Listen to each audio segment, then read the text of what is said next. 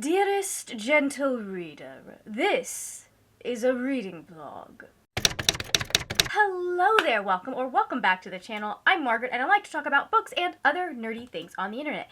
And today we are going to be continuing my journey through the Bridgerton books. Now, if you'll remember last time we got a new season of Bridgerton, I made it a goal of mine to read the book that season 3 was based on, which meant that I did have to read Book 3, which is what Season 4 is based on, but I figured that since we are also dealing with the beginning of Francesca's story, I would go ahead and read the next 2 books in the series, To Sir Philip with Love and When He Was Wicked by Julia Quinn. Last time, I mostly enjoyed my reading experience, but I did have some spicy opinions about everyone's favorite Bridgerton, and I am very curious to see how I'm going to feel about these 2 books, because I feel like, especially our book 5, is a bit of a polarizing book. I've heard people have liked it, I've heard people have not, and so I am very intrigued to get in and see how I am going to feel about this one and this one. If you would like to see the original video where I read the first 4 books in the series, I will have it linked down below, but you don't really need to go to it if you're just interested in my thoughts on these 2 books. I will be saving the final 2 books in the series for closer to when we get into the things going on with Gregory and Hyacinth as characters, partly because it feels really weird to read those now when we are still several seasons out, and partly because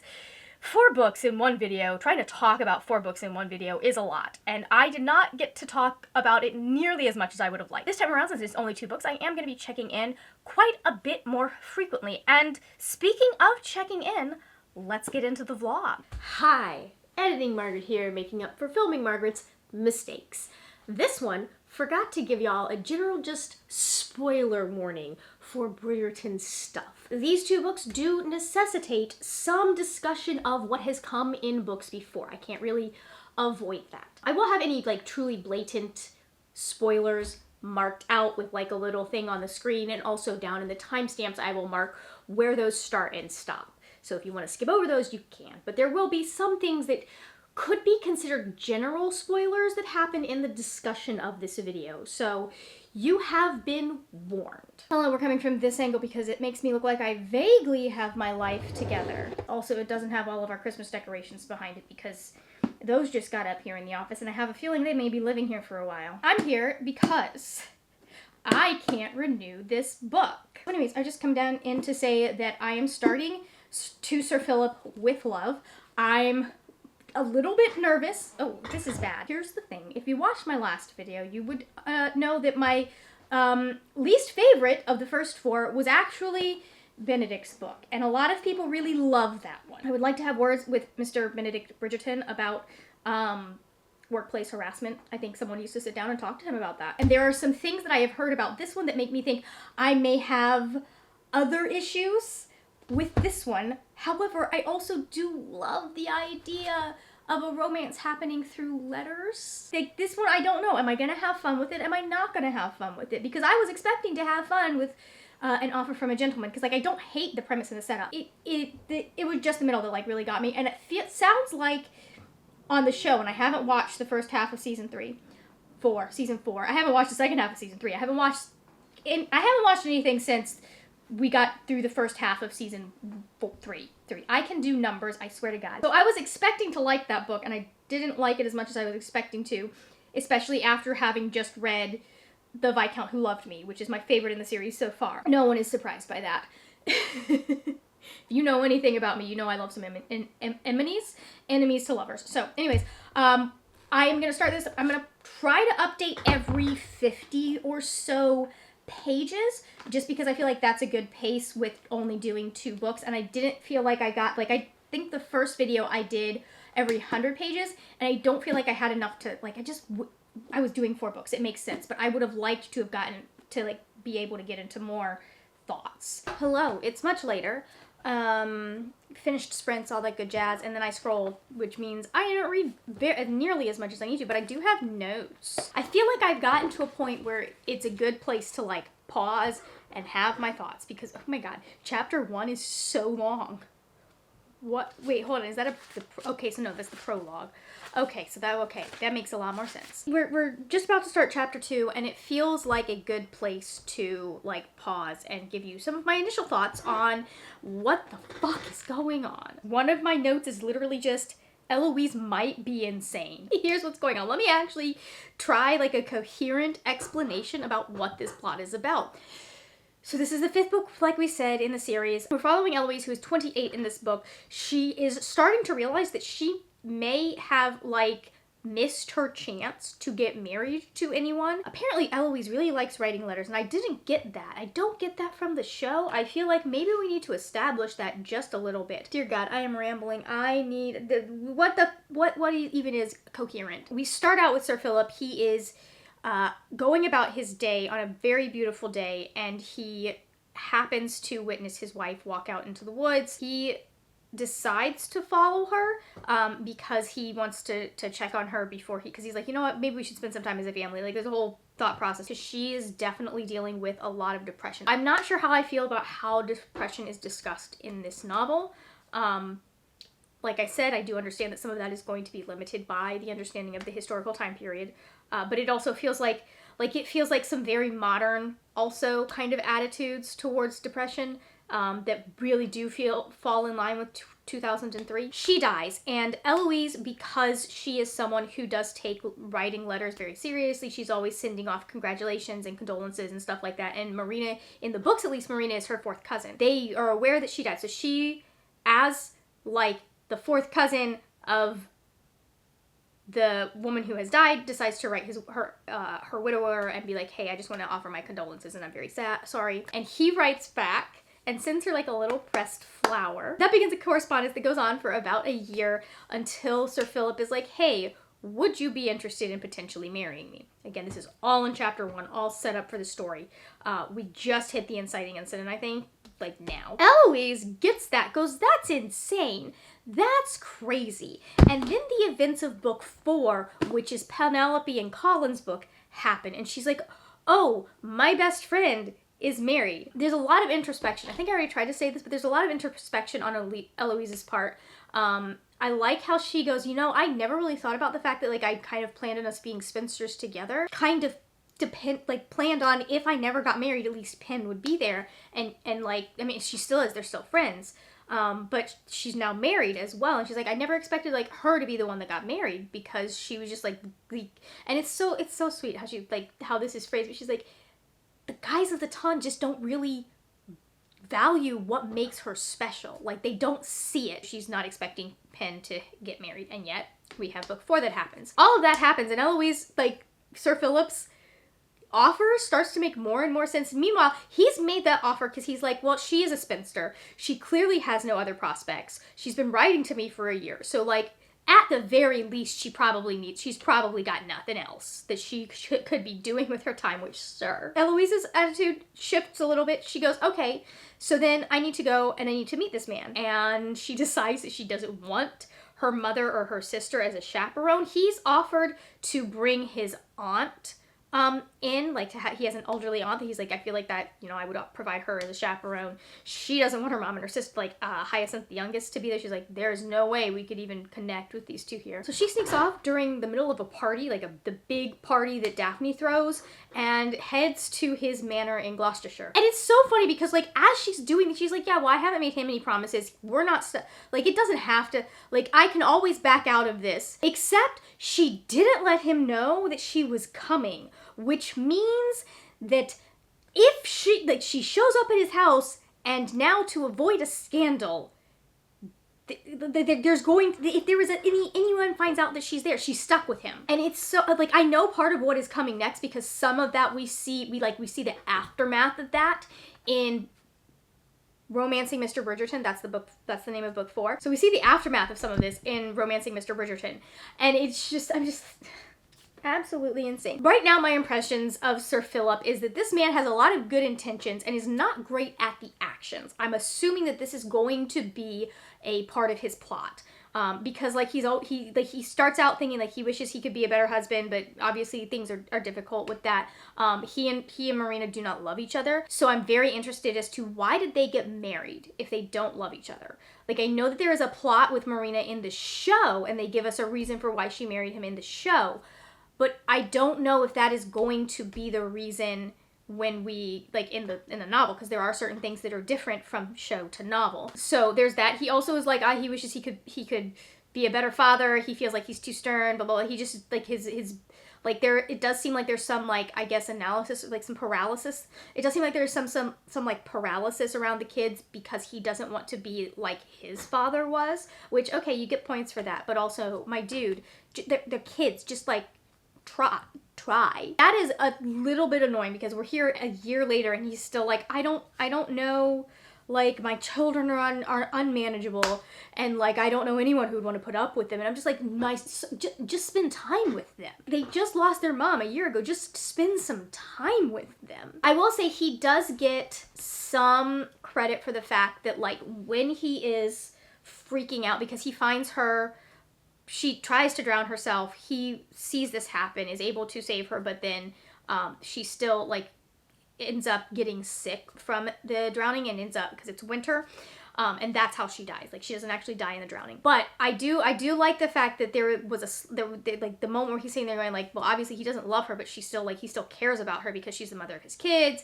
And then that he also mentioned, like, she's just a good and decent person. Like, the fact that she's a decent person, he's like, she deserves to live for that fact. And I do appreciate that we have that moment where it's like, it's not just because, like, oh, she has children, oh, she's my wife. Like, she is a person in and of herself that deserves to continue living, even if she is very sad. Daughter, his kids are Amanda and Oliver. Amanda is brutal. Amanda is so brutal. She's like, if mom is happy now, I'm glad she's dead. This is the kind of thing a child would say. Clearly, she doesn't understand what's going on. Oh, another thing that was really funny is Eloise at one point is listing everything that they have discussed, like, that they know about, that she knows about him, and that he would know about her. And one of the things that somehow has come up in the letters that they've been exchanging for this last year is that they both have all of their teeth. This is just such a funny historical detail. Just like that, they definitely live in an age where that's a big deal at the ages of 28 and 30, but also it's just funny. I do have here a note. $10 says Eloise has already won over the butler. She's known him for all of 5 minutes. He seems like he likes her. Like, already. He's like, ooh, I like this lady. Which is hilarious. And that's where I've left things off. I'm not going to be doing chapter by chapter updates. I will read through some and continue, but, like, I just felt like this was a good place to stop and talk to you guys because I kind of have an idea of what's going on in this story and what's happening. I do think that there's going to be some struggle for me with Sir Phillip because, like, like, I really wish, I would prefer he were a tryhard. Like, I'm just like, my dude, you just, like, it feels like something is, at this point, is the slightest bit difficult and you're like, oh, I can't. Oh no. And yet, you're over here like, oh, this experiment with my plant didn't work out, I'll just do a new experiment. Can bounce back from that real easy. And I'm like, sir, that's how people work too. You just experiment. Here is also the thing. People can tell you, sir, what they do and do not like, and what does and does not work for them. You just have to, like, ask them. So I feel like I am going to have potential issues with this man. He seems well-meaning, like I said. He seems a little, like, he seems sweet. Based on, oh, he sent her a little pressed flower in his thank you letter for her expressing her condolences, which is really sweet. He sent her a couple at this point, which is really sweet. That is a nice touch. And, like, it's one of those things that it's clear from the letter, that he's just a fucking nerd and really likes flowers. It was funny, there's a thing about him saying he wanted to go sort his season. I was like, why is the lord of a manor, or the gentleman of a manor, sorting seeds on his farm? Do you not hire someone for that? And then it was like, oh, no, this man just really likes plants. Okay. Someone's going to have a good time. I'm not sure if it's going to be me. It might just be you. I'm not entirely sure. Hello. I'm here to talk to you. It's Sunday now. This is not going at all as planned. Part of that is because I got held hostage by the hairdresser yesterday, getting everything done because we have to do this in two separate goes. So I got there at 11 and I walked out at 7 p.m. One of these days, I'm actually going to get scheduled with someone who will be there for a while and I don't have to walk them through everything. I go to a salon school, by the way. This will help make a lot more sense. I go to a salon school, so I am a project. Had multiple people yesterday go, oh my god, that's such a fun project. Because everyone loves my hair, and they love doing my hair. But it does take a while. The first couple of times. None of you care about my hair, you care about the book. So this, I read about 100 pages yesterday. I think I was at page 41 and I am now at 147. I've gotten to chapter 8. This is where we are. This is the bookmark we're using because don't look at me, look at the pretty bookmark. Thank you. Because it just felt like it matched the vibes because of the tree, right? And the pretty colors. And I don't know, it just felt correct. We're going to talk about the book, but I'm going to put it down because I am working on a scarf and I want to continue working on the scarf. So please don't judge my knitting, by the way. I'm new. I'm learning. Why is Margaret making a scarf when she lives in Florida? No idea. I was only going to read like 50 pages while I was a hairdresser. I had another book that I was going to read and some other stuff that I was going to do. I was not planning on being there for 8 hours. But that is what happened. So we've gotten past that first initial meeting between Eloise and Sir Phillip, and I'm going to try and keep this non-spoilery, but again, you clicked on a specific video about these books, so I'm going to assume that you know some of what you're in for. I'm honestly going to assume that you probably have read the books and you were either looking to see, like you want to see if I liked it because you also liked it, or you want to see if I had the same thoughts of you and you did not like it. This one feels like, it seems to be a pretty polarizing book. I don't know. If you are a fan of Bridgerton, let me know, like, what is the, like, general fandom's reaction to Sir Phillip and to this book. He's not the worst.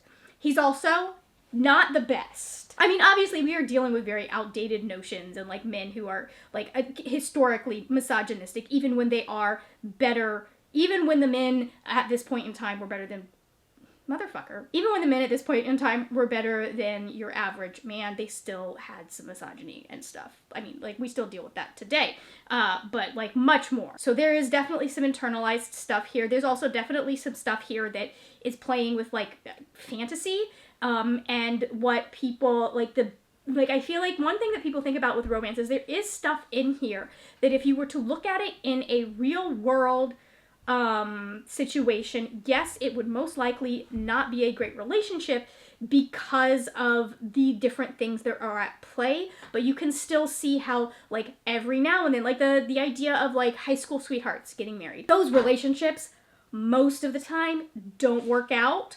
especially when they get married. See people get married right out of high school. However, I have known people who were high school sweethearts and their relationship is still going strong. Like, they definitely found their person in high school.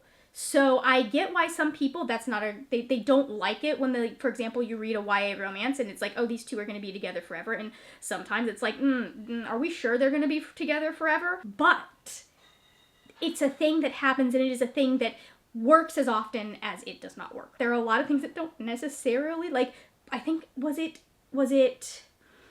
was my best books of the year for 2025 that I was talking about the fact that I understand why people find, like, possessive male love interests to be very, like, or bossy male love interests, like men who like to order you around. I understand why people find that to be a little bit sexy. I also cannot, in my mind, necessarily divorce that from how it usually presents in real life.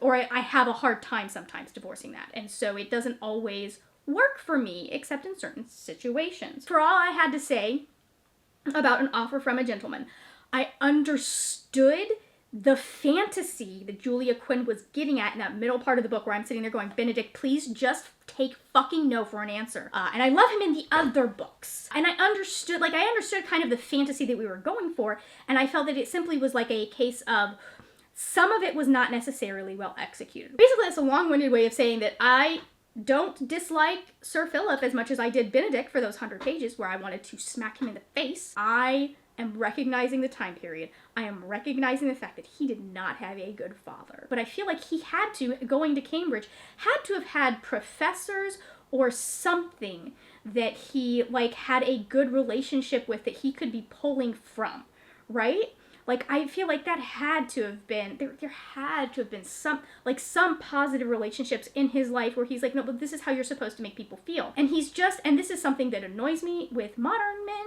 He's falling into this whole, I'm a man, so I don't know how to deal with children very well. And I do love that we have Eloise being like, yeah, that's not, like, in her head at least, my dad knew how to deal with us. Like, my father knew how to spend time with us.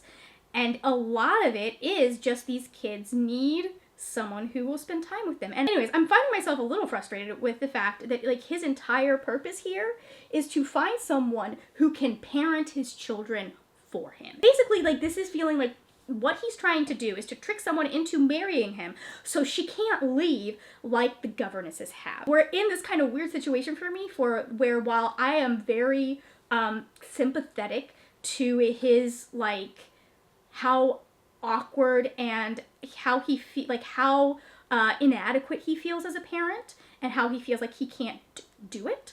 Like he doesn't know what he's doing, and he hates that he makes his kids feel the way that he does, and we're ignoring the fact that we're treating spanking like a normal thing, because at the time that this was written, the general advice, especially like where Julia Quinn would have been growing up, like it was considered a normal thing to spank your children, and it was not considered abuse. We're not going to get into that. We're ignoring that, because at the time that this was written, that was not as considered as bad this was in 2000, that we were still, like, the societal shift away from physical punishment is just, like, it's not as widespread at the time that this book was written, and in the time that Julia Quinn, she may have very different views on that. Also, same thing, we're talking about a historical time period. Now, again, there are going to be things that it's like, yeah, this is outdated and we know it's wrong, but I understand from the author's point of view and from the time period point of view, blah, blah, blah. So I get that he feels inadequate and that he does not want to be the man that beats his children with a riding crop. You've got anger issues, though. You definitely have anger issues, and I really hope that we address these anger issues in the course of the book, although I'm not hopeful because we haven't necessarily addressed some of the other similar or worse issues that have come up in this series. So they just kind of get brushed over. That's one of the reasons why I think The Duke and I does not work for people, because I feel that if The Duke and I, they had actually had an honest conversation, like there had been some addressing of what Daphne does, and there had been not just a conversation, but some regret from her. That is a thing that I feel both the show and the book if there had been some regret from her, some acknowledgement that she also needed to make things right, and we saw them work through some, I don't think people would dislike that book as much, or that season as much. The whole, like, Sir Phillip of it, I'm on the fence about this man, leaning towards, I don't know that I like you, dude. I do see why he's a good match for Eloise. I will say that. I feel like their interactions, when, like, they're actually interacting, I enjoy that part. I enjoy their little, like, romance. I really enjoy her with his kids and kind of the prank war that's going on. Again, I don't know, like, these children are just, like, they're acting out because they've lost their mom. They're acting out because they, shortly after losing their mom, lost their nurse who raised them. And I do suspect, and I don't think Sir Phillip knows this, I think if he knew this, he would absolutely beat the shit out of this nurse for daring to beat his children. And I honestly would not bat an eye if that's what's happening, if this nurse is beating these kids. I suspect that the nurse is committing what would be considered abuse in this time and by this author, right? Again, we're not going to talk, like, again, there's a whole conversation about spanking. This is not where we're going to have that conversation, because we are reading it as it was kind of with the intent. I also understand people for whom that is going to be a deal breaker, and that's going to be a big issue. The fact that he is fine, that is fine, right? Like, it's just, it is what you bring to it. What is it? There's a really good, I just watched a really good video by Legal Kimchi. I will link that down below in the description box. He's specifically in that video talking about Dungeons and Dragons and some of the Orientalism in some of the, like, the modules that have come out. However, he does have, like, a greater point about how we handle problematic content, and I really liked how he addressed some of that. What do we have here? So why is it, we're 100, it took them way too long to bring up, to remember that a chaperone was necessary for her to stay at this manor house with him. I'm curious, because there clearly is some sort of town. I'm curious why he wasn't like, hey, let's have you stay in the local tavern or something, maybe with one of my servants. Although he doesn't have a lot of servants, that is true. He's got, like, 3. Like, why don't we have you stay, why are we having her stay here? I feel like there may have been some arrangements that could have been made where she could have stayed somewhere that was not his manor house, and maybe it wouldn't have been quite up to what a lady of her breeding would expect. We're being far too nonchalant about this whole no chaperones thing for 1823. We already talked about how I'm not vibing with the fact that he's trying to just basically trick a woman into being a free governess. Here's the thing. Here is the thing. This is why this relationship is going to happen. All of his servants love her. She has won them all over. She's been there for less than 24 hours. Won them all over. Like, it's so funny. The butler was like, like, you can see the butler being like, I'm gonna work some stuff. And his cook likes her. And so I'm like, oh, buddy, neither of you, like, it's not even that society is going to be like, oh, you have to marry her, there will be a scandal. You're gonna have to marry her, or your cook is going to, she's not letting her leave. This isn't happening. She's not letting her leave. I know that this book, there's supposed to be some really good prank wars with the kids. I'm not sure how that's going to work because they just got in trouble for accidentally hurting Eloise with one of their pranks. Spoilers here. So we know from Romancing Mr. Bridgerton that her brothers, that Anthony, Benedict, and Colin are going to show up and force this man to marry her, I believe is what happened, if I remember correctly. And they're going to show up while she has a full-on black eye because these kids tripped her and made her hit her face. I'm surprised Sir Phillip has survived that. I'm surprised that he wasn't immediately murdered. Spoilers are done again, and I think that's all I have, actually. I think that's all I've got to say about this book. I have some things to do today. I think I might be able to have this one finished by the end of the day, which, because I didn't want to get too, I ran out of books to read. I was at the hairdresser for so long, I ran out of book to read, because I also brought a buddy read book, but I didn't want to get too far ahead of my buddy read book. I hope I'll be able to finish it before Dungeons and Dragons tonight, but I don't know. So we shall see. Hello, I've done something that resembles getting my life together, so you get an angle in the room now, because I made my bed. Honestly, that's the bar. That is the bar. I also cleaned off the clothes chair. It's just, you can't see. I cleaned off the clothes chair, guys. It just has my pajama pants on it. Okay, that's a lie. There's it's more than just my pajama pants. There's my sweater, there's my pajama pants, and there's like 2 shirts. There's only 2 shirts that are shirts that I need to do something with. They've got stains on them, so I have to do the stain thing for them. It's so much better than it usually is. Usually there's 75 things there, and you can't see the desk. We're here with an update. There are going to be mild spoilers. I don't know that there's going to be anything I can talk about in this update that does not have spoilers, so I will just say go to the next section, I guess. Anyways, I've made it to chapter... Well, that is not the chapter I have made it to. No. I have gone through that. That's right. We are at my cottage now. Okay, so I've made it. I just started chapter 11, which means that I have gotten through the whole chapter where her brothers showed up, which... I love that scene so much. Clearly, this is not happening in the timeline that I want, because this is Tuesday. This note just says, at least this man has a proper guilty conscience about how annoying he is. I continually am, okay, we're not getting into spoilers. I'm taking that back. We're not getting into spoilers just yet. I am continually annoyed. And here's the thing is, I'm of 2 minds of this, because on the one hand, we are in 1823, and the amount of education out there and the amount of expectation of fathers. I don't know, I feel like in this day and age, we already, we deal with a society that still, in the year of 2026, can, there's a lot of insecurity, I feel, because of the way that we socialize boys and girls differently. So you end up with men who have a lot of insecurity about whether or not they will be able to take care of a child, because a lot of the time girls were raised to I remember all the American Girl doll books, they talked about how to babysit, and they talked about changing a diaper and blah blah blah, and you don't see, I don't know, I'm not a boy, wasn't really reading that stuff, but my impression is you don't see a lot of that.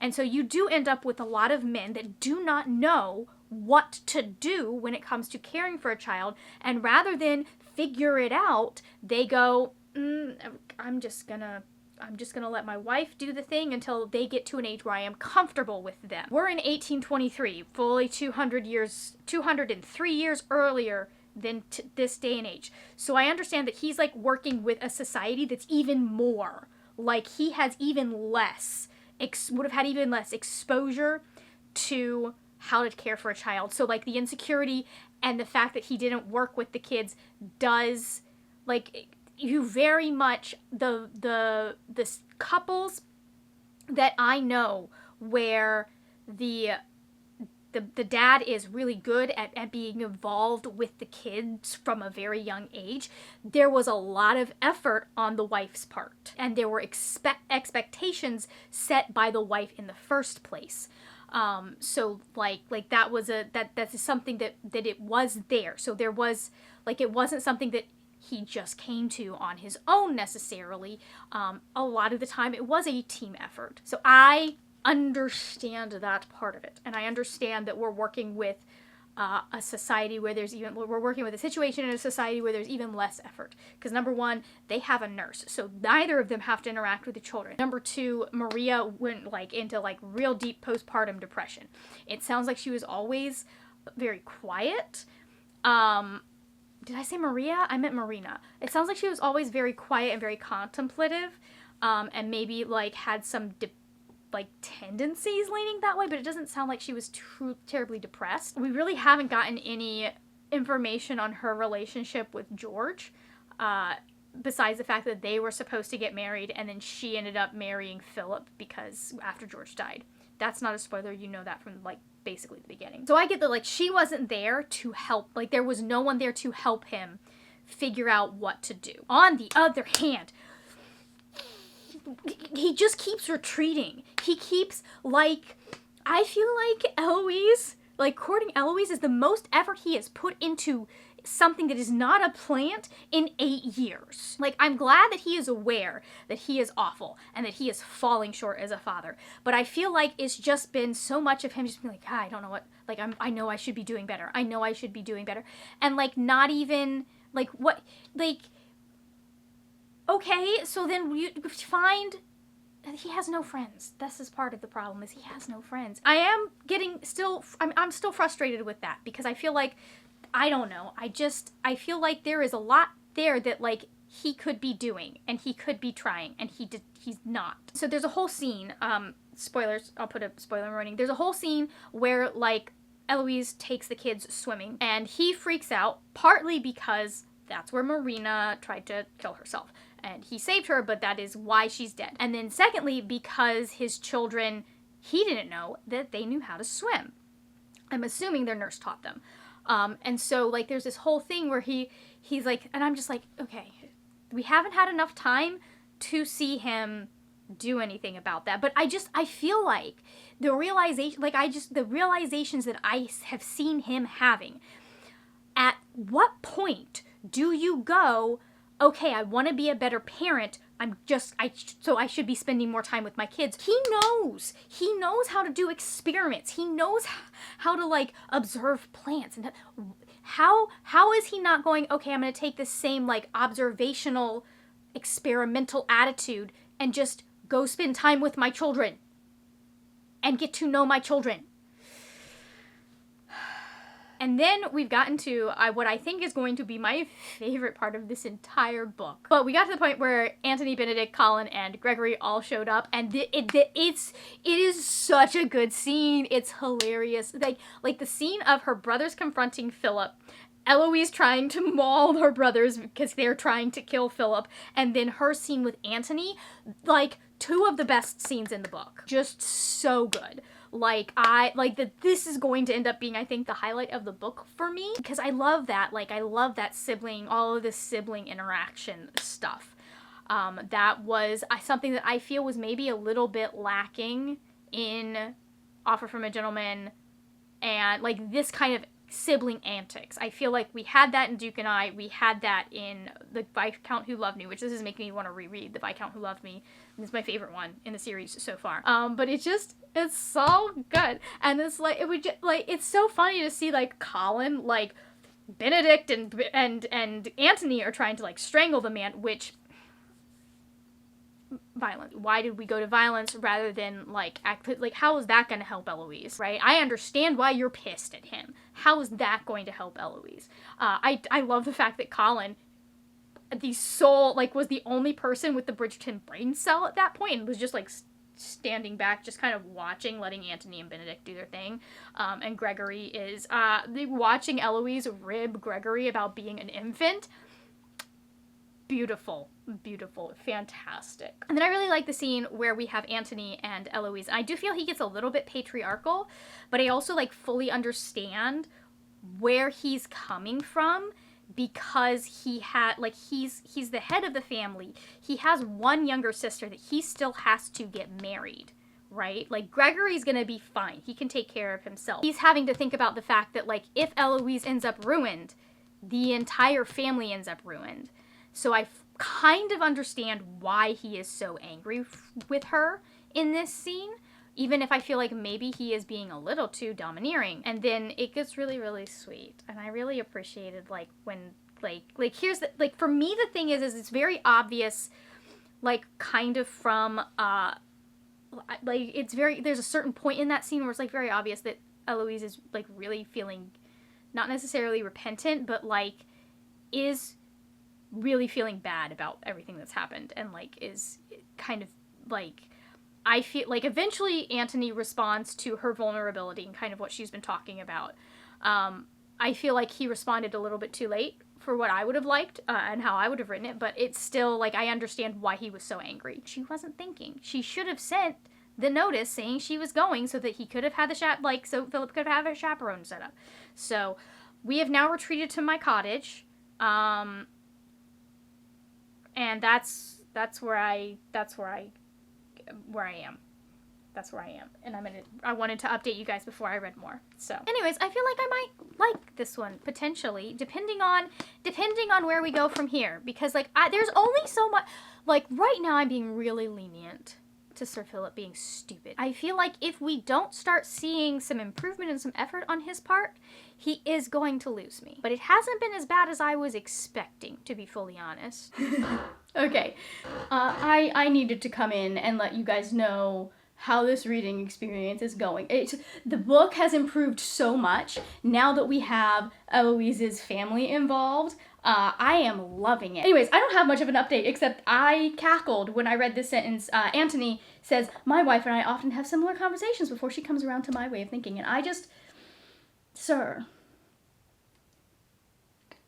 you're actually the one coming around to her way of thinking. She knows how to convince you of things, and that you need it to be your idea. So anyways, I just love that adorable little bit of married bliss from my favorite couple in the series, especially if you've watched the show. Like, this is especially a funny sentence if you have watched the show. Like, I can absolutely see the Kate that they wrote in the show being like, I'm just going to argue the opposite of what I want, because I know this man is contrary, and he will automatically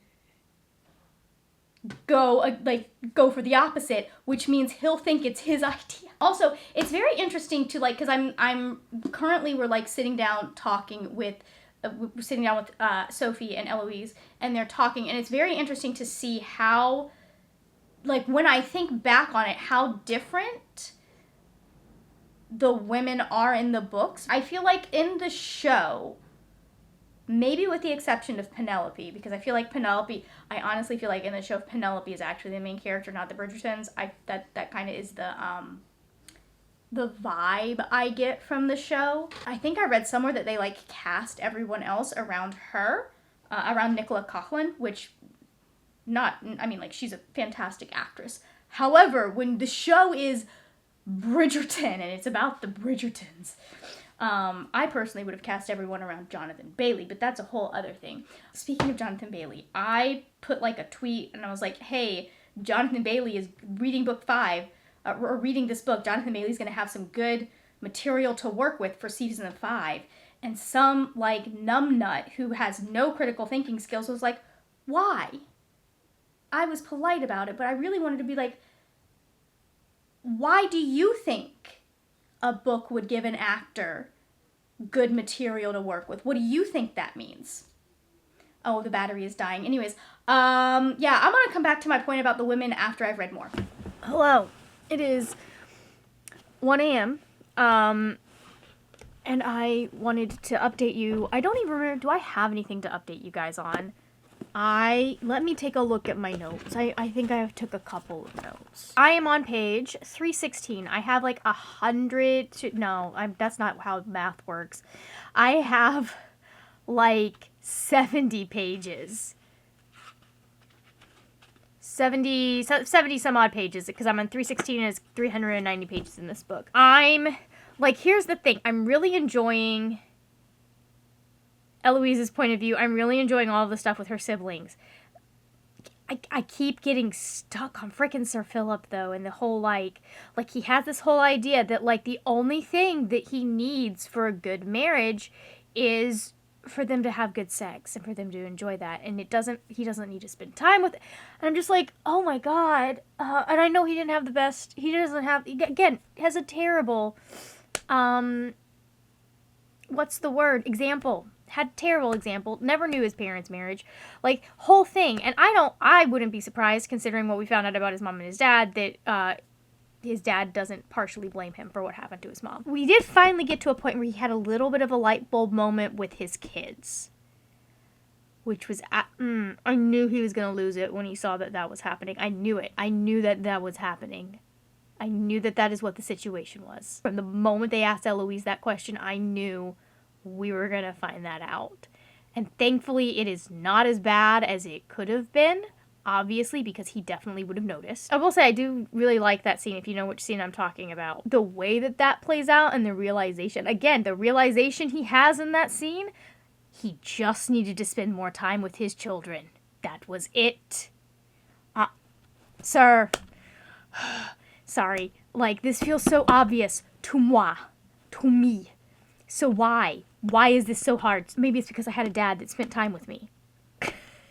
That still wants to spend time with me, even if I don't always want to spend time with him. I'm liking that. We've just had a thing happen, which I know Julia Quinn isn't going to do what she's making it sound like she's going to do. Because no ma'am, we don't do that. But it is this, there's a very sweet scene between Eloise and Benedict. And I kind of love it. And I know that it is, in consequence, it's also going to lead to some complications for her and Phillip and their whole, obviously, they're married at this point. They had to get married. They had no choice. Sir Phillip was okay with taking some liberties with 4 of her brothers. Way too freaking close. I'm just gonna say that. I'm just I don't know. If I'd almost had 4 grown men try to kill me, 3.5 grown men, because Gregory doesn't count. If I'd almost had 3.5 grown men try to kill me, I want to be doing the things that he was doing. I'm really hoping that now that we've kind of had this come to Jesus moment with him, with his kids, we're going to see some effort from this man. That was the update. I'm not going to finish this book tonight because it's 1 a.m. And I'm very tired. So very tired. But I am going to try and read some more of it so that I can hopefully get this book get these books back to the library tomorrow. I'm gonna stop talking and finish reading the book. I'm too tired right now. Hello. To no one's surprise, I'm not done the book yet. I didn't read much. I fell asleep. Don't have much to say to you, but I do have one thing I want to talk about, which I think sums up what is frustrating me a little bit. Because, well, number one, all of this is happening over the span of 2 weeks. The realizations and the things that we're dealing with would be, especially when we're talking about Phillip and Eloise, would be easier to understand if we were seeing, 2 weeks just seems like a really quick amount of time for people to be like, oh my god, I'm in love with this person.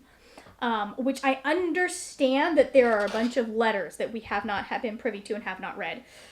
But still, it's one of those things that I'm like, I feel like we needed more time from the moment that she arrives at his house to the moment that like some of the moments that we're having here, and this is going to get into like spoilers, but there was a conversation that I just wanted to have a chat about because it made me mad. This is going to have spoilers, so look at the screen for where you need to skip, or look down at the timestamps to where you would need to skip to. We just had a moment where, so a little bit earlier, Eloise was pushing Phillip because she's like, hey, like, we're not, like, all our relationship is like, sex. That's all we've got. Like, that's the only time, like, she's dissatisfied because that's the only time they're spending time together, blah, blah, blah. She's right. So there's some other stuff happens. I'm not going to get into that, but they're in the carriage on the way home, and he explains, he's talking somewhat about how his relationship with Marina went. And this is what he says to her, because he's like, yeah, yesterday you said that, he's talking to her a little bit about, like, how things with Marina went, the fact that she killed herself, all of that, very traumatic. Like, he is rightfully traumatized. He has a lot of feelings about this. I get that. Okay, so I'm just going to read this from the book. He goes, you said we have a problem, he repeated. So his voice so low and forceful, she didn't think he'd hear another interruption, even if she tried. But until you live what I've lived through, he continued, until you've been trapped in a hopeless marriage to a hopeless spouse, until you've gone to bed alone for years, wishing for nothing more than the touch of another human being. He turned around, stepped towards her. Oh, okay, maybe they're walking. Anyways, his eyes alight with a fire that humbled her. Until you've lived through all that, he said, don't you ever complain about what we have. Because to me, he choked on the words, but he barely paused before he continued.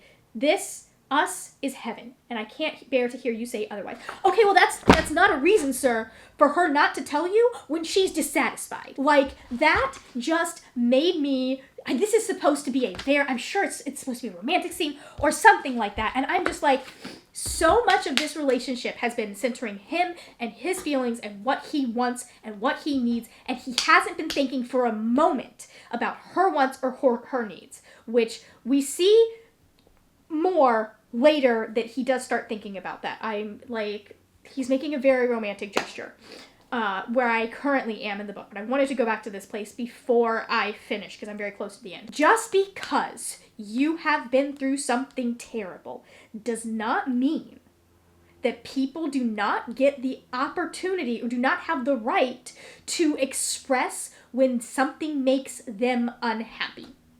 Like, what do you want to do, sir? Do you want her to just not tell you when she's unhappy? Like, this is how you get a spouse to stop telling you how they feel and all of that. And I'm so pissed about that. I'm so pissed about this idea that I went through I had a terrible marriage. It was awful. That gives you no right to complain when I don't treat you the way that you should be treated. I needed to come on and talk about that because I cannot get that out of my head. That's like such a perfect summation of like my main gripe with Sir Philip, is that he is so caught up in his own feelings, in what he wants, in what he needs, in what he's afraid of, that he does not, and this is why he's also having issues with his kids. He doesn't sit down to think about what other people want or need. Even when he's talking about what happened with Marina and like the fact that she was sad and blah, blah, blah, like that's still centered around him and his needs. And like, it doesn't sound like there was any point where he really, like, he tried to help her, but it doesn't sound like there was any point. And based on his behavior in this book, I suspect this is the same thing happened with her. And to be clear, a lot of that was out of his control because she very clearly is suffering from some sort of postpartum depression. Very severe postpartum depression that just didn't let up. But I would not be surprised if he never interrogated what Marina might need. Yeah, it sounds like he tried to help her and make her feel better, but I don't know that he ever sat down and had a conversation with her about, hey, what is going on? Why are you so sad? What are you, like, just sit down to talk with her and give her a place to open up about what's going on.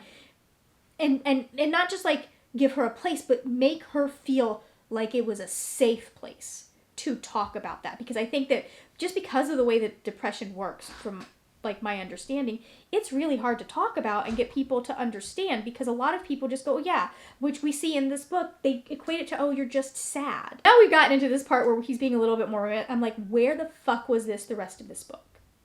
Where the fuck was this level of introspection and, like, caring about others the rest of this book. Like, this is it. This is the central issue of why I'm having such a hard time getting on board with Sir Philip, which I'm hoping, because it seems like the show is, like, portraying him as very, like, shy and sweet. I am hoping we don't deal with this same issue in, like, this show. That, like, maybe he has a little bit, I don't know. I hope that we will have a little bit more, like, because it feels like right now Eloise is the one that's giving up everything.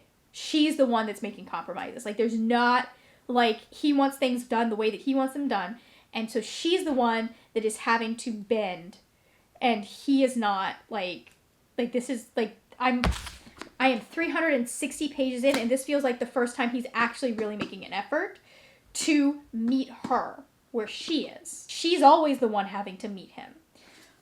So I'm just, I wish I liked this book more than I like it, because I really like Eloise as a character. Still, not having as much of an issue with it as I did with Benedict's behavior in An Offer from a Gentleman. Also, I know, like, I just need to, like, drive home the fact that while they have been corresponding for a year, when we start this novel, I still feel, this still feels so very, and I usually don't have a problem with this, but this still feels so very insta-lovey. Like, I just don't believe that these two have developed a full, rich love in, like, the 2 weeks that they have known each other, because, like, it's stated that the only time she sees him is at night, that he's always in his greenhouse otherwise. Maybe if we'd seen them interacting and talking and doing more together, I would have different feelings, but we don't. And, like, outside of them first meeting, I don't think that we have them talk about stuff that was mentioned in the letters. We have finished the book. 3 stars. I don't think Julia Quinn, and I don't know, like, I don't think Julia Quinn entirely knew what to do with Eloise's story. I feel like that is very much evidenced by the the little second epilogue that she's written for this particular book, which is not about Eloise at all. It is about Amanda, her daughter. I didn't hate certain parts of it as much as I did in An Offer from a Gentleman. And yet even with An Offer for a Gentleman, I'm way more able to get behind Sophie and Benedict as a couple than I am behind Eloise and Sir Philip. And I just, it's one of those things that on paper it makes sense, but the way that it is executed, it does not. I probably won't pick this up today, but I am going to move on to When He Was Wicked, which is Francesca's story. I'm looking forward to this one, because this one sounds like one that I will really like. I don't know. We'll see. Like, I went into them not knowing how I would feel about The Duke and I, feeling pretty sure that I would like The Viscount Who Loved Me and Romancing Mr. Bridgerton, and also thinking I would love An Offer from a Gentleman because it's a Cinderella retelling. But I've heard things about this one, and I do think I will like it. But we will see. God, Phillip is rough. Like, I'm not mad I read it. I didn't have a bad time. But also, what even was that? Alright, hello and welcome. I have a very brief amount of notes for the... I am muted, am I? Okay, yes. I have a very brief amount of notes for the 63 pages that I have read for When He Was Wicked by Julia Quinn. So this is the 6th book in the Bridgerton series. And in this one, we are following Francesca. Francesca is, we went into this book knowing she was a widow, because I think we've known that for the last, I think that was revealed in book 4. We start this with Francesca married to John, and the first part takes place in 1820. So we start this at the beginning of Francesca's first marriage to John Sterling, I think is the last name. I could be wrong. He's Lord Kilmartin. I know that for sure, because it's been said about 50,000 times in the last 10 pages. But she's married to John, and he dies very suddenly, and so she's ending up dealing with that. She also ends up dealing with the fact that before he died, she was pregnant, and speaking of which, there is content warnings for loss of a pregnancy, because she does end up miscarrying a few months after his death. I know that is a specific plot point that makes sense, although I can't remember whether that was a plot point that happens in the second epilogue, or if that is a plot point in this particular book. It doesn't make sense that it would be in this particular book. She wasn't married to John long enough for it to be an issue with their marriage. We also have Michael, who is John's cousin and best friend. He was very close with both Francesca and John, and he's been in love with Francesca since the moment that he met her. Feels a lot of guilt after John dies because he's like, I wanted what he had and now he's gone. And so we're gonna deal with that a lot in this book, I think. So we've gotten through all of that part. I figured I would update you before I started part 2, which is 4 years after John's death. I don't have a lot to say about this book in particular just yet.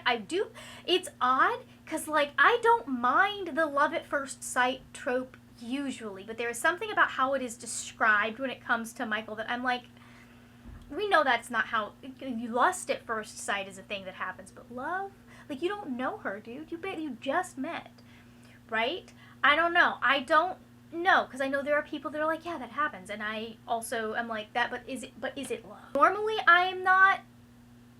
Like, I don't care.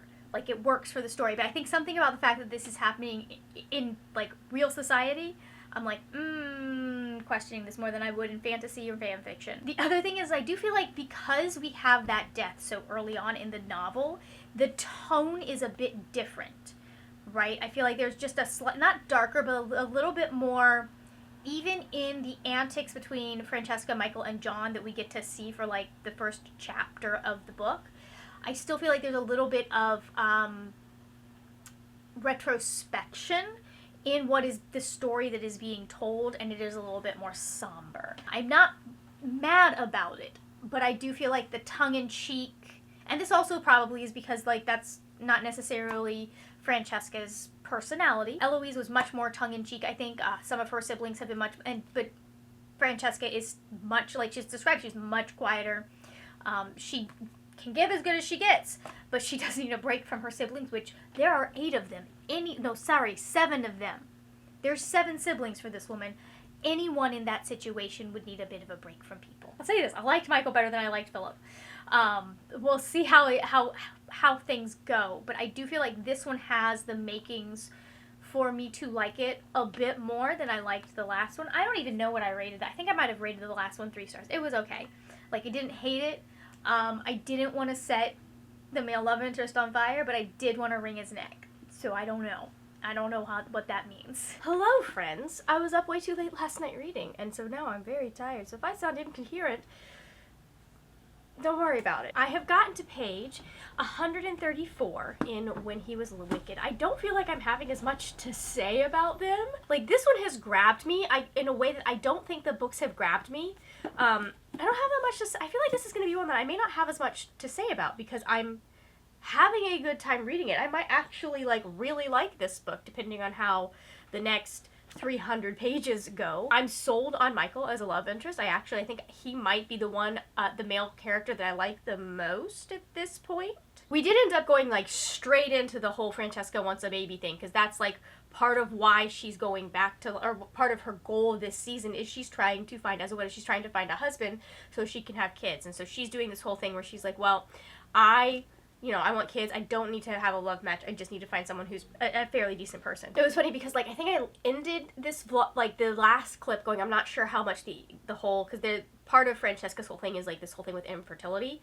And I'm like, I'm not sure how much of that is going to actually be in this book. And then we immediately, the very next chapter started with it. Or at least started with the whole, like, she wants a baby thing and she wants to have kids. It is very interesting. Like, this book does show kind of a little bit different perspective on, like, where society was at the time. She's 26, he's like 30 something. John was a little bit older than Francesca, and he's a year older than John. I think he's not even 30, so he was probably in his late 20s. But, like, they are not that old, but they are thinking about, like, especially with John's death, like, they're thinking, like, the end of their life is close at hand. Like, they're talking about, like, life is over, basically, at 26, or almost over at 26. Obviously, we know that, but it does show just, like, a little bit of a different look at society. One of the other things that I think is very interesting, and I get why we're not bringing this up. I know that Julia Quinn is not great about exploring this, but I had a whole phase. When I was a kid, I read a lot of Christian romance. We were also very religious, so we didn't, like, I literally went straight from, like, middle grade to reading adult Christian romances. right? That's how things went. I didn't read a lot of YA, at least not until I was probably 17, 18. One of the things that you see a lot of is books set in India and the surrounding regions, like India, China. I believe there was some in like the upper Swana region, so like where we would think of like Iraq, Saudi Arabia, that kind of thing. Then I went through a whole phase in my late 20s where I was like, oh, I'm gonna learn, like I actually learned how awful the East India Trading Company was, and the British Empire, how awful they were in India. And so one of the things that happens is Michael goes over to India for like 4 years. Like, that's where he's been this entire time. And like, there is no discussion of that. There's some talk of what he did over there, but like, I know there's going to be no discussion of how bad that was for India, the way that like Britain being in India just completely decimated them. Not decimated, but like it fucked them up. In the same way that Britain being in like the Middle East, what we would call the Middle East, fucked a lot of stuff up. Colonialism is stupid. Anyways, I know there's gonna be no discussion on that, and that is bugging me a little bit. I'm just like, did we have to go there? Did we have, like, it's bad enough that we're ignoring that the majority of these people who are rich because, like, I don't think people understand how, like, what's the word? How central the transatlantic slave trade was to the British wealth. That is how a lot of these people amassed these fortunes, and we are, I believe we're relatively close to when that was banned in Britain.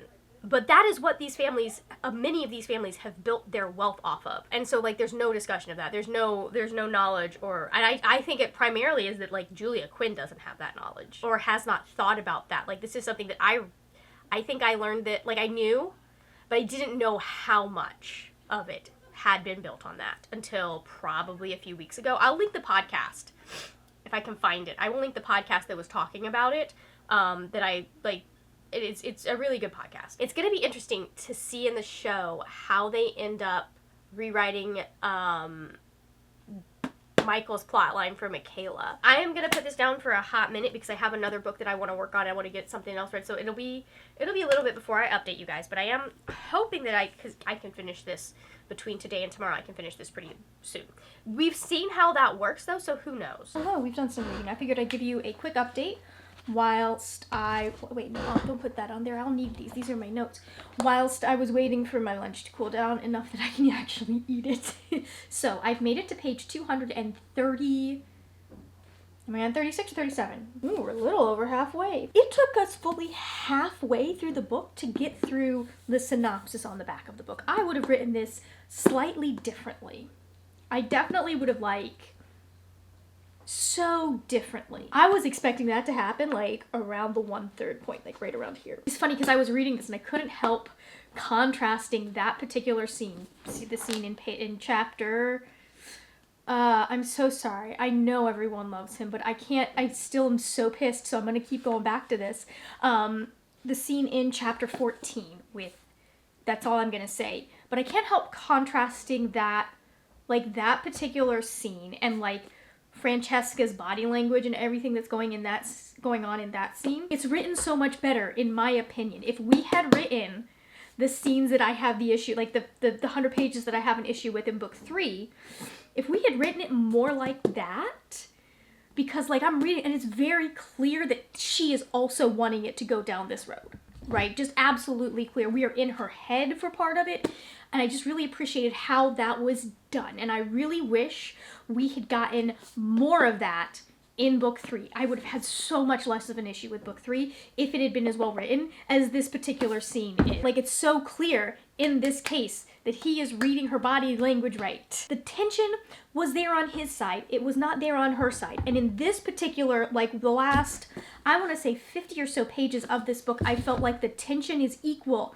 on both of their sides. Or at least we've been building up to a point where the tension is equal on both of their sides. Because it's always been there for Michael. For Francesca, this is a little bit newer. This is something that's only been going on the last probably 150 pages, which is only a couple of days book-wise. I fucking love Colin, okay? Like, I feel like, okay, if we're gonna rank them right now, the boys, I feel like Anthony is my favorite, then Colin currently, then Simon, then Benedict. Benedict? This is not much ado about nothing. Then Benedict, then Sir Philip. No, sorry, then Michael, then Sir Philip. Actually, Michael's probably ahead of Benedict at this point. But here's the thing. I freaking love Benedict and Sophie's dynamic once he gets his shit together. And I love it, like, in all of the subsequent books that we have had it. It is fantastic. I adore it. Very much looking forward to, like, actually watching the show. I don't know what I'm gonna do. Like, I will not have watched the show by the time this vlog is finished. But anyways, we are in a scene, and I just want to let everybody know that I put Colin is in possession of the Bridgerton brain cell I see. It's very funny that Colin is so smart in all of his siblings' books and so absolutely clueless in his own. While I do think that we needed to have gone more into, or I would have liked more recognition of the harm that was done by the British people going over to India, like some consideration by Michael of, like, he saw, like, ideally, the reason he would have come back, for me, would have been that he was not happy with what he was seeing in India, and he would have liked to come back and, like, maybe knowing he could change some of it, or just not being able to stomach it anymore. But it does seem like part of why he came back is because he has malaria. So I do like that we are, like, it's not like a, kind of the fairy tale version that would have been very common at the time of going over to India. Sorry, I got interrupted yesterday and I didn't come back. But anyways, I was talking about the fact that, like, I do appreciate that we are seeing at least some of the natural consequences of the British colonization. Also, one thing that is very interesting to me is that this is the third book. Like, these last 3 books have all taken place around the same time, and that is a very interesting choice. And I'm not sure it's interesting in a good way. You know what I mean? I didn't mind so much when it was Colin and Eloise's stories happening together, right? Like, that, I was like, okay, yeah, that kind of makes sense, especially with as close as Penelope and Eloise are. But then, like, this is also happening at that same time, and I'm like, are we just trying to shoehorn everything into like, this very short period of time? Because it's just, I don't know, it's weird. There's only so much that can happen, right? And you know there's only so much that can happen because by the end of Eloise's book, none of what is happening in this is known to the other people by the end of Eloise's book. Same thing with by the end of Colin's book or Penelope's book. So it's one of those things that I'm like, I kind of wish that this had happened, like, a year later from the last book, rather than happening at the very same time. Or that, like, maybe we'd had, like, a part 2 that was happening around the very same time, and then we come back a year later at the next season. Something like that. That is, like, it does kind of just, it's just like, well, why am I reading this? Because there's not that much that can be happening right now. Although, I do love Colin calling Michael out. It's hilarious. This one does feel like it's going to be the easiest one to adapt to a queer relationship. Because, like, I can see how they would take the plot points in here, and adapt them. These are very much issues, like, the Francesca's kind of central plot point is very much something that you can adapt for a queer relationship.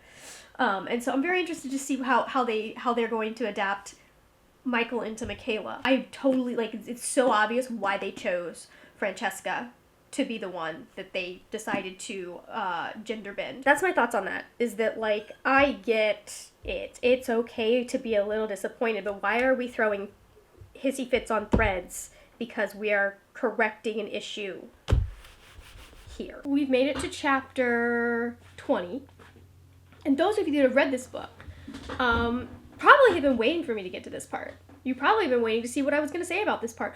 We're going to talk spoilers here for a real quick minute, because I have mixed feelings on what we're doing here. But anyways, we're going to talk spoilers. I would put a timestamp. The way I have this timestamp, I think, hold up, I gotta, okay. It's gonna be, so there's gonna be a timestamp, I think down there. I could be wrong. There will be a timestamp in whatever corner is the bottom right corner, because that's usually where it makes the most sense to put the timestamp for you to skip. So we've gotten to the point where Michael seduces Francesca not once, but twice. And I do like, I'm not particularly happy with the fact that he is intentionally trying to trap her in a marriage for nothing other than the fact that he wants her. Like, I don't know, this is stupid. I feel like if there was like some other stakes besides his own personal pride and feelings, I'd be like, okay, it makes sense that you might try and trap someone.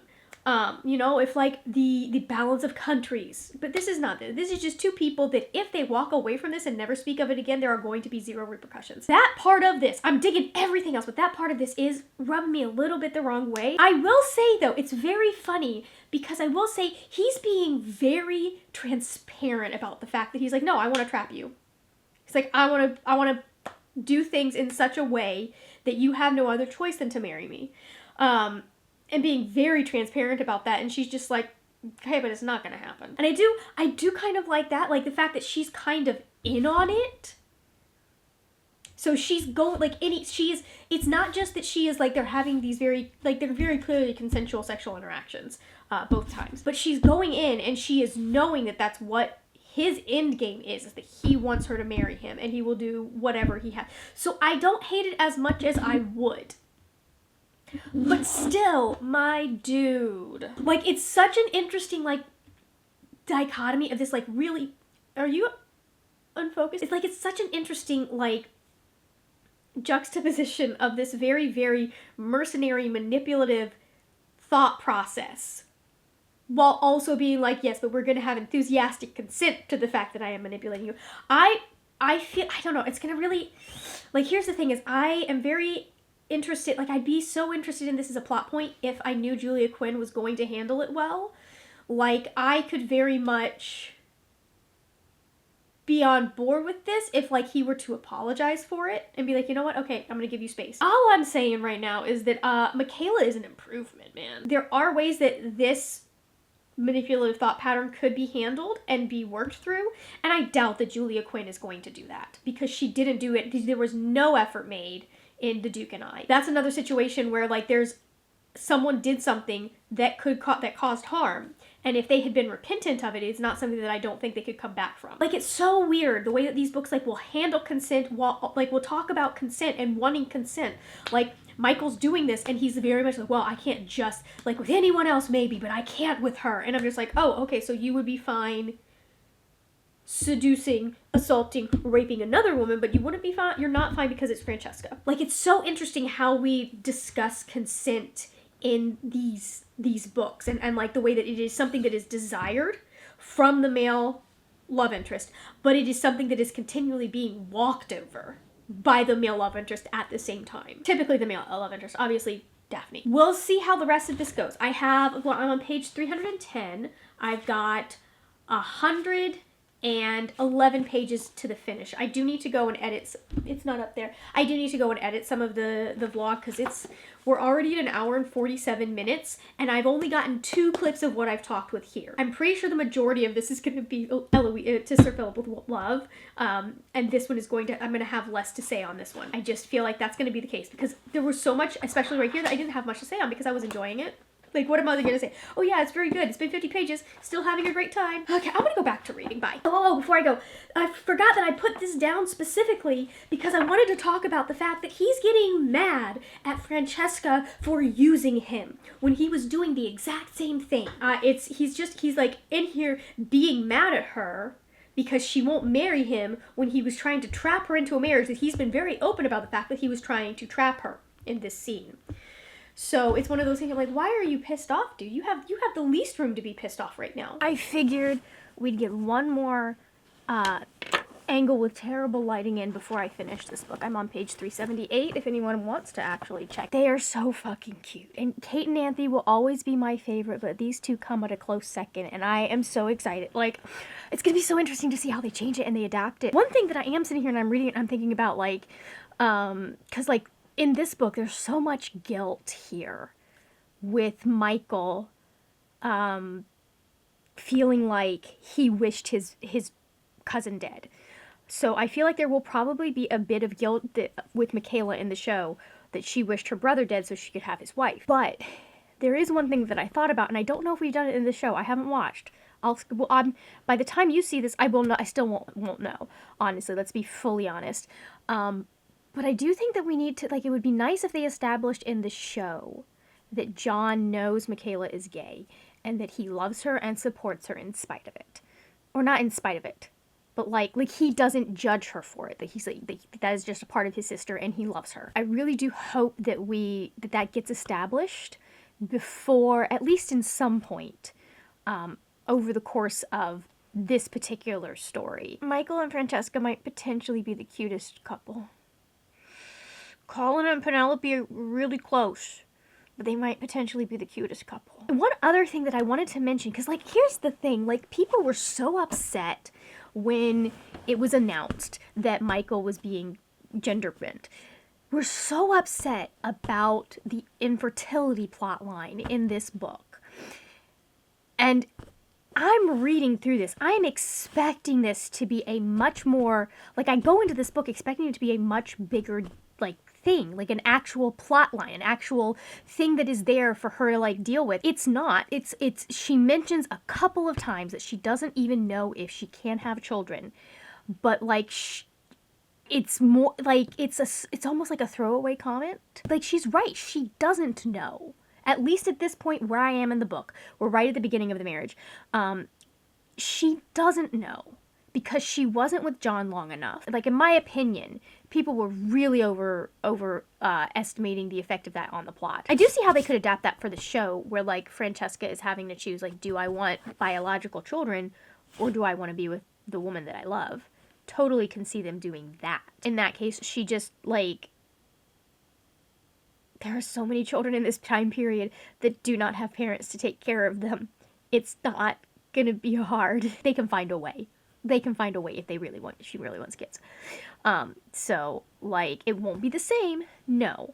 But if the end goal is simply to have children, not necessarily to get pregnant, there are workarounds and things that can be done. Those are my current thoughts. I'm gonna finish this. Poor Michael and his health issues, though. Modern medicine would do him so much good. Oh, one other thing, and I feel like I've put my finger on what's bugged me about a lot of these books. As much as I'm enjoying this, I still, like, it wasn't as bad in this book as it was in the last book, but I'm going through editing everything, and I was just thinking about, like, how centered to Sir Philip with love was on Sir Philip's feelings. And I think Michael maybe does a better job of taking Francesca's feelings into account, especially here towards the end. But I was, like, it really made it very starkly clear to me as I'm editing this and then I'm going through and I'm reading this book, like, oh, these books are very centered on the male love interest, wants and needs. And the compromise is continually on the part of the female characters. And that's, at least in this book, not enough to mess up my enjoyment, but it is something that I noticed. This is not just an issue with this series. I think that this is kind of an issue with a lot of books in this genre, especially from this period of time. Like, when this was written. So, anyways, that's just a thought. Let me know what if you've read these, have you noticed that as well? Janet's letter, though. That last line. I'm fine. Also, I feel like probably, this is the best written of all of the books in this series that I have read so far. It certainly is, in my opinion, much better written than I feel like 3, 4, and 5 were. Especially 5. Again, I feel like to Sir Philip with love, it felt like it was phoned in, right? It felt like she didn't know what the fuck to do with Eloise, and she just needed to marry her off with someone. It makes the most sense for Francesca to be the one where we gender bend the love interest. But I think it would have been much better if it had been Eloise. It still makes the most sense for it to be Francesca, though. Societally, it does. Which, obvious, like, it was the obvious choice. Having read through all of these, obvious choice. But I do, if I had to choose which male love interest was going to get by. When I read the first 4, I did feel like the first 2 were the best written of those 4 that I've read. And in this video, I feel like this one is the best written of Potentially all of them, but it's definitely of the last several that I've read. Final note that I just noticed, so there's an author's note about the different medical stuff talking about John's aneurysm, which obviously that is what happened with John, and then the malaria. And I didn't realize this, but like even though we didn't discuss malaria, we didn't discuss the colonialism, all of that, Julia Quinn puts a note in here saying that a portion of the proceeds from this book will be donated to malarial drug development research. So that's actually pretty cool. I'm back. I was right. It was in the epilogue that we're dealing with this. And like, I don't know. That's not a main plot point. That's like a side thing that was added on. Like, I understand why Julia Quinn would have added it on because, like, again, Francesca's story is the perfect story to add that onto. But if we are looking at the show, I don't think, just based on what I have seen, I don't think the epilogues are going to make it into the I don't think they're being considered canon by the show. They were. Simon and Daphne would have had a daughter first. And as an eldest daughter, I just want to say, by the way, as an eldest daughter, I am offended that we changed that. I don't think that anything past when the actual end of the book is going to be part of the show. It makes sense that we would not be exploring this. And if they knew they were not going to be exploring this again, it makes sense that they would have got me like, okay, well, then we can go with Francesca. We are here. I have finished both of these. They're backwards. I've finished both of these books. I guess I had a good time. I think To Sir Philip with Love is going to get a 3-star from me, and When He Was Wicked is going to get 4 stars. You already heard a lot of my thoughts on this, so I'm not going to go too far into it, but I do feel like in this story, she really just didn't, I don't feel like we got as much of a story as we have gotten with previous books. Out of all of the books I've read, this one is probably the least well-paced and well-written, which when you are writing a series about 8 siblings, like, I get that. Not every single book in the series is going to be a winner, especially if, like, it doesn't feel like she was quite as invested in Eloise's story. I liked Eloise and Phillip as a concept. I liked the idea of this romance that had been built over letters, and then we really didn't get much of the building of the romance part in the letters. That was like the first chapter, and then the rest, it was like the aftermath of what happens when she shows up at his house. It felt like too quick for a real relationship to have built up, especially when you take into consideration that Sir Philip did not spend a lot of, like, there was not a lot of time that this man spent with her. It felt like they were continually being interrupted. He wasn't making an effort. Listen, he's not the worst at handling romantic relationships. He could be worse, but he is still not my favorite. Again, that's probably Anthony or Colin, potentially Michael.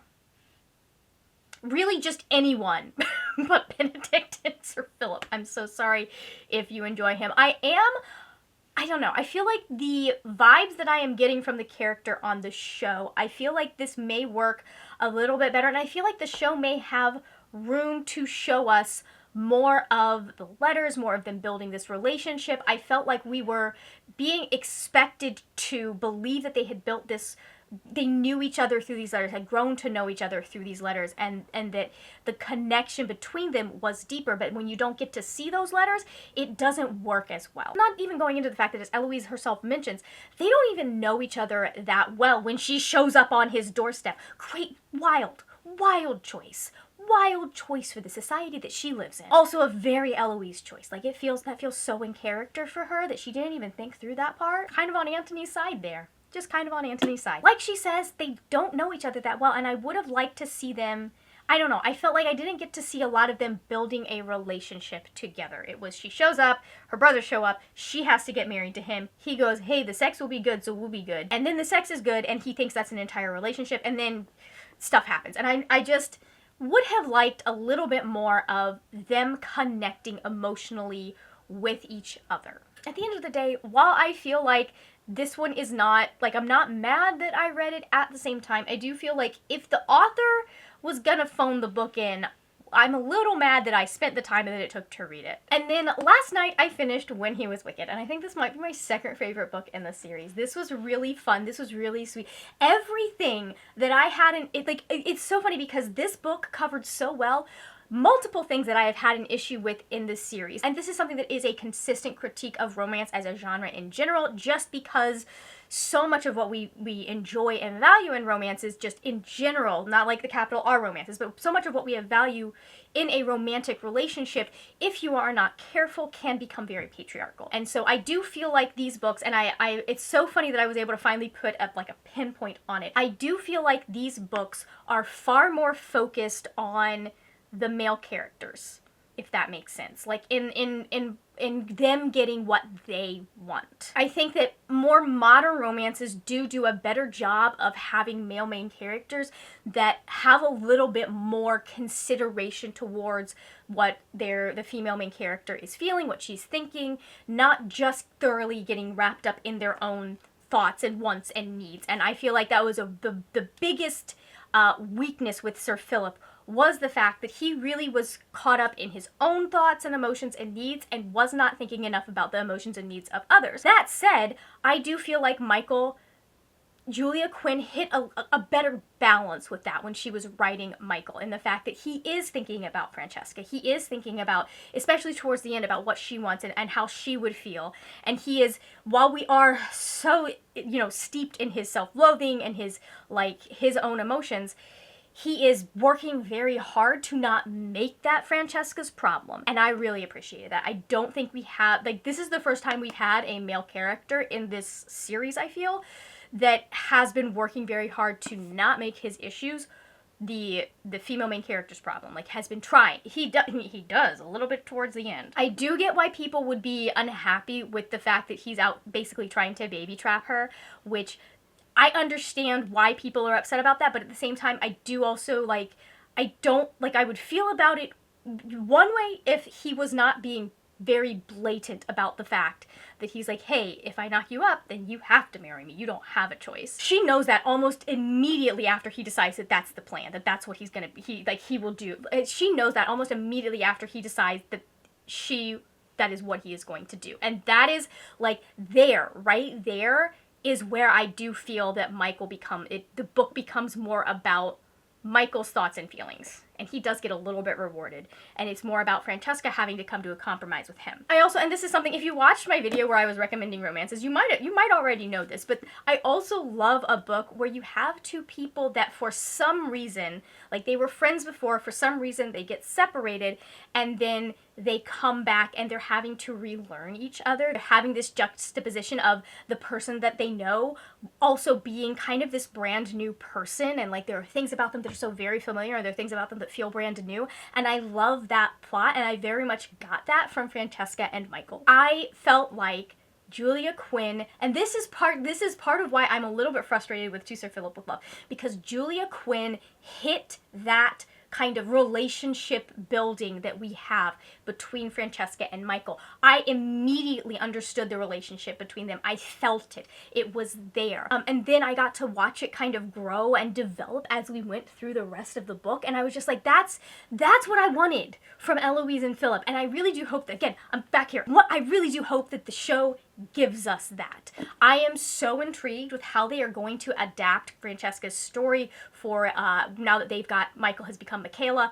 I'm so curious as to what they're going to do there, because I think that there are some really interesting opportunities. I haven't, outside of, the one bit we get to see of her, did I even watch that? So here's the deal, is I haven't watched the second half of season 3. So I can't remember if I've actually watched the scenes where we meet Michaela, or if I have only seen the GIFs and, compilations of things when people have talked about this show. I kind of lose track of what I have actually seen and what I have not seen. So, there is that. I do plan on watching that maybe tonight, maybe tomorrow night, while I sit down. And I don't know if I'm gonna do any sort of reaction video to season 4. I'm thinking, do I?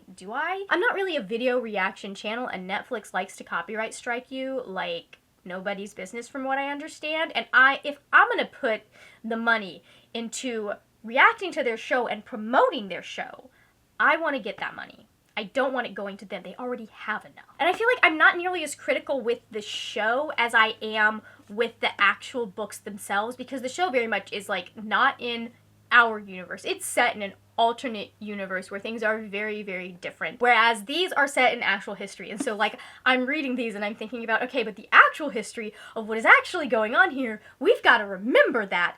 Like just all of that stuff. That is unfortunately why these books probably will never get 5 stars for me, because I can't divorce it from the fact that like they are in complete ignorance of what was actually going on societally at the time. And I understand that that's like not what was being put into romance at the time, but those are things that we know now can be put into those romances, and we can talk about those things and address them. I think that this series is just fine. Like, I don't think that people should not read this series. I think if you enjoy this time period, if you enjoy these kinds of romances, they are fun books to read. I enjoyed them, even though there were things about them that irked me just a little bit. That's going to be a given for books that were written in the early 2000s. Very few of them hold up really well on a modern lens. We do know better. I would suggest, if you are interested in a little bit more modern Regency romance series where the women, like the power dynamics and the things that are discussed are a little bit more equal, I would definitely, do I have it? Hold on, let me see. So it's buried behind 2 stacks of books, so you guys will just have to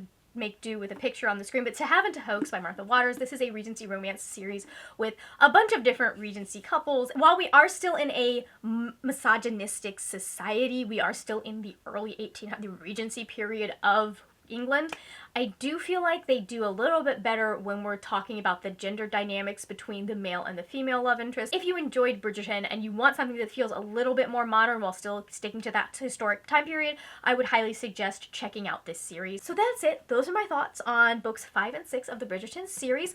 I don't know when I will be getting to Gregory and Hyacinth's books, because I feel like we actually have a decent chance of them getting through all, like, each sibling getting a proper season, which means we've got, what, 2 seasons before we even get close to that. So I don't know if I should wait on those books until we get closer to their stories, like we get to, like, Gregory's story. Let me know what you think, and also let me know, would you want to know my thoughts on the show? I could take some time to like go through and give my thoughts on at least this most recent season. I don't know that it's worth it to like go back and give my thoughts on previous seasons. You've heard some of my thoughts on them, but like a play-by-play of the episodes. Anyways, let me know down below in the description box. Either let me know of the books, if you've read them, of the books, do you have a favorite book of the ones I've read so far? Well, I guess just in general, do you have a favorite book?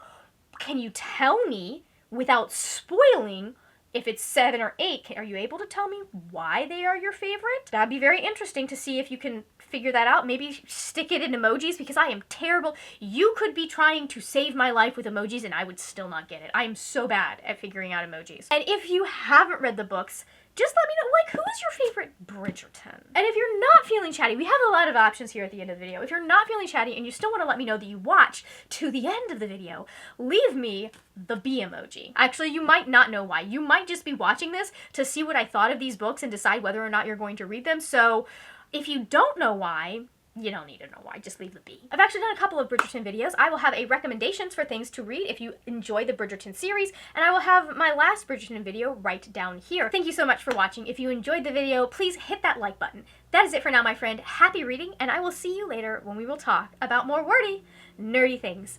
Bye!